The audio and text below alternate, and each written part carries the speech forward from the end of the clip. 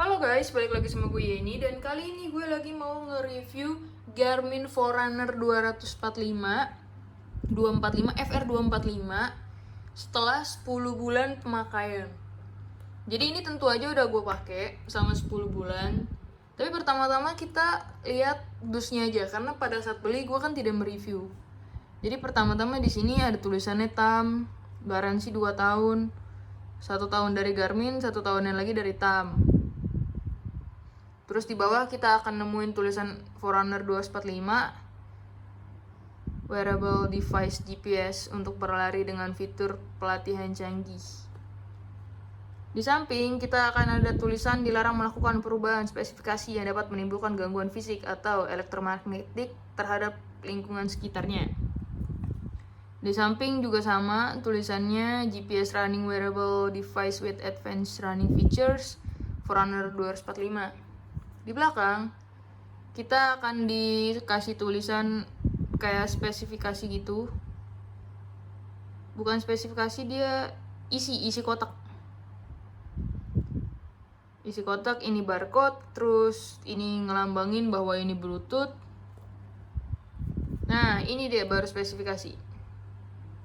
Jadi running dynamics, training status courses, assistance, connected features, wrist-based heart rate, connect. This Garmin product is engineered on the inside for life on the outside. Open, active, and enjoy. Oke, jadi kita langsung aja buka isi kotaknya.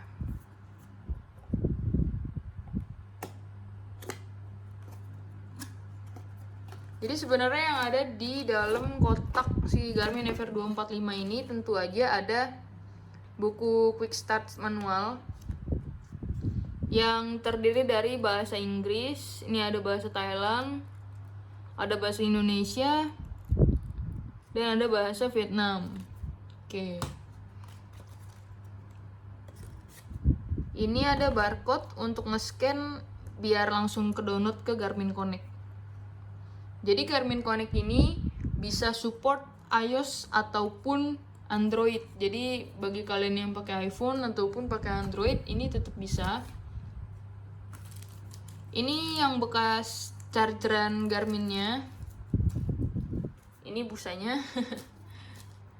Terus di Urban Republic PIM 2 gue beli. Nih harganya pas gue beli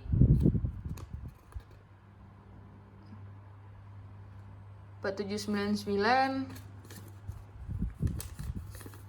Nih bener ya, gue ngebelinya tanggal 29 Juli 2019. Garansi 2 tahun TAM. Oke. Jadi di sini ada kartu garansinya.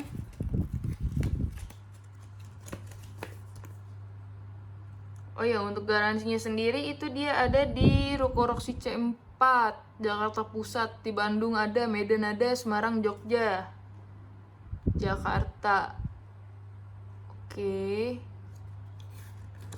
Udah. Oh, ini sama. Terus di belakangnya kayak kartu garansi, nomor serial, lalalala. Oke, jadi di dalam dusnya udah kosong.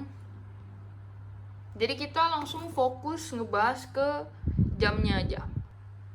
Jadi untuk Garminnya sendiri gue punya warna space gray, warna abu. Jadi untuk FR245 sendiri ini sebenarnya dia ada 2 jenis. Ada FR245 yang biasa sama FR245 yang musik. Yang punya gue, yang gue pegang ini adalah FR245 yang biasa. Nah, jadi di sini tuh sebenarnya nggak touchscreen, masih pakai tombol fisik. Di tombol fisiknya ada 5. Terus untuk belakangnya sendiri dia bisa kayak ada ini yang lampu-lampu hijau tadi tuh dia gunanya kayak buat heart rate, terus dia buat pulse ox gitu-gitu untuk fiturnya dia. Jadi di belakang sini ada bener-bener jelas tulisan Forerunner 245, terus di sini buat ngecas, sini ada buat ngecasnya, terus sama di sini ada nomor serinya, terus sama di sini ya oke. Jadi kalau kita pencet ini buat lampu, setup coach training plan using Garmin Connect Mobile. Ini catatan berlari, ini sepeda, ini renang. Oh ya, dan device ini bisa dibawa buat renang. Kalau menurut spesifikasinya, dia bisa nyelam ke air sampai 50 meter. Tapi pada saat itu udah pernah gue coba buat berenang dan nggak ada masalah sih sampai sekarang.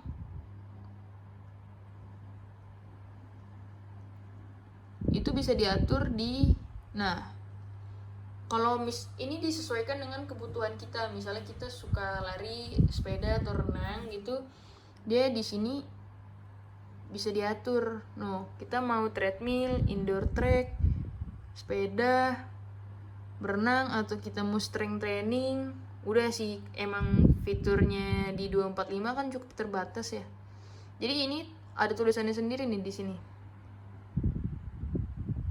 Light up. Terus sama di sini kelihatan nggak sih di kamera?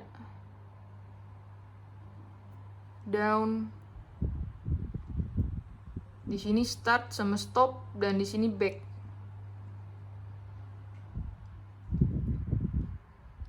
Oh ya, untuk yang kecil ini yang 23 kilo, berarti catatan lari gue selama seminggu 23 kilo gitu. Jadi sebenarnya nggak ada banyak hal yang bisa dibahas dari si Garmin 245 ini sih. Tapi untuk secara GPS, kan gue ngebandingin dengan GPS HP yang gue pakai, gue bawa lari nih misalnya GPS-nya, terus sama ini gue nyalain juga nih GPS-nya. Itu catatan waktunya sama sih, pace-nya sama gitu pada saat lari. Nah, ini dia GPS, terus kita pencet nih kalau kita mau lari, ini kita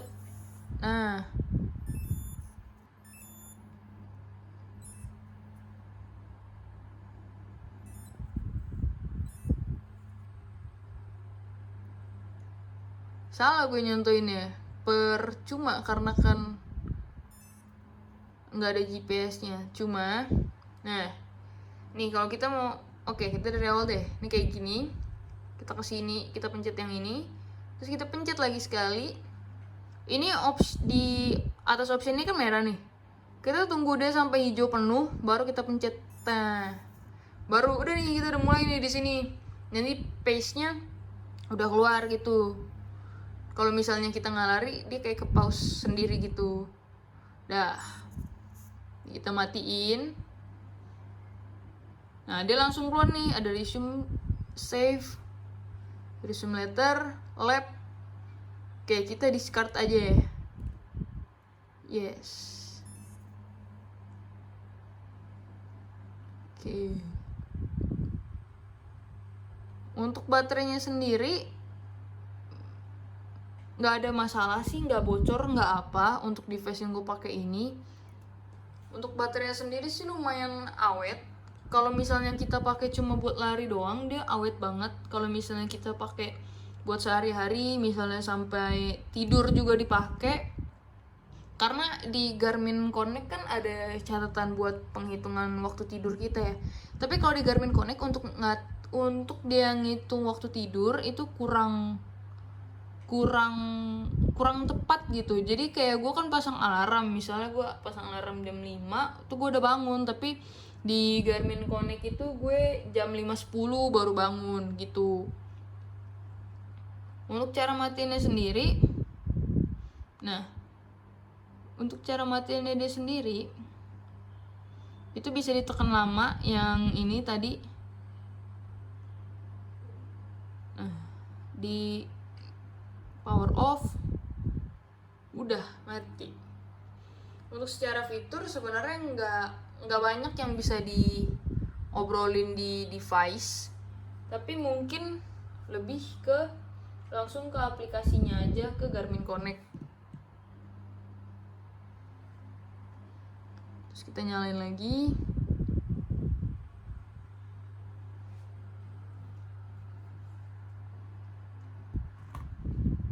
Oke, jadi ini udah ke Garmin Connect. Lagi nyalain Bluetooth-nya.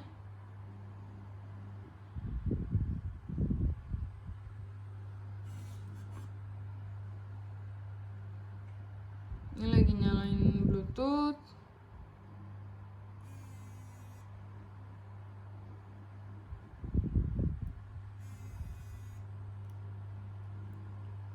Nah, dia udah mulai pairing.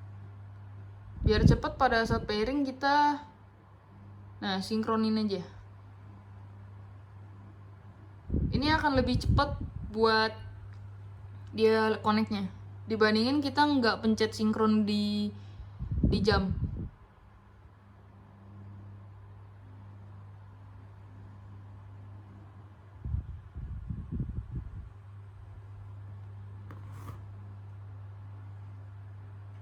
Tapi yang bisa diomongin dari Garmin Connect itu sebenarnya enak. Misalnya kayak kita training, kita ini ada training plans juga dari sini. Nah, ini ada Garmin Coach.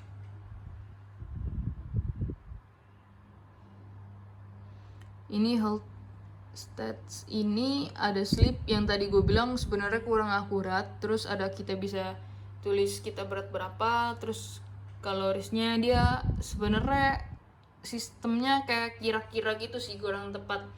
Ini kita ada menstrual cycle juga, performance stats-nya ini ada training status, VO2 max, training effect, power curve.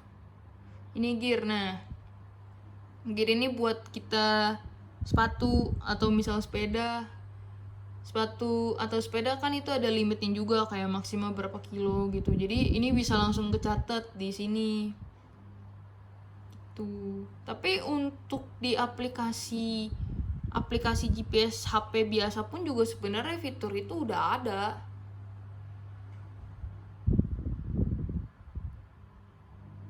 Yang paling beda dibandingkan HP GPS adalah dia bisa ngitung, dia bisa kira-kira heart rate sama VO2 max sih, itu aja paling.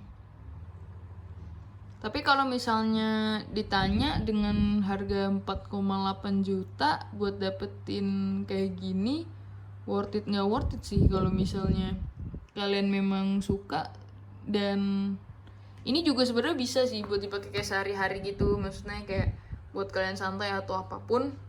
Ini bisa, cuma nggak banyak orang yang bakal notice gitu, karena 4,8 juta tapi dengan ini masih tombol semua, kayak belum touchscreen gitu loh. Jadi menurut gue sih tergantung yang beli, cuma agak kurang sih menurut gue, agak kurang worth it ya dengan harga 4,8 juta, 4799, 4,8 kembali 1000, yang parkirnya nggak cukup. Oke, cukup segitu aja review dari gue. Kalau misalnya kalian ada saran atau apapun, kalian bisa komentar. Dan jangan lupa juga, jika menurut kalian ini bermanfaat, silahkan subscribe dan like. Bye-bye.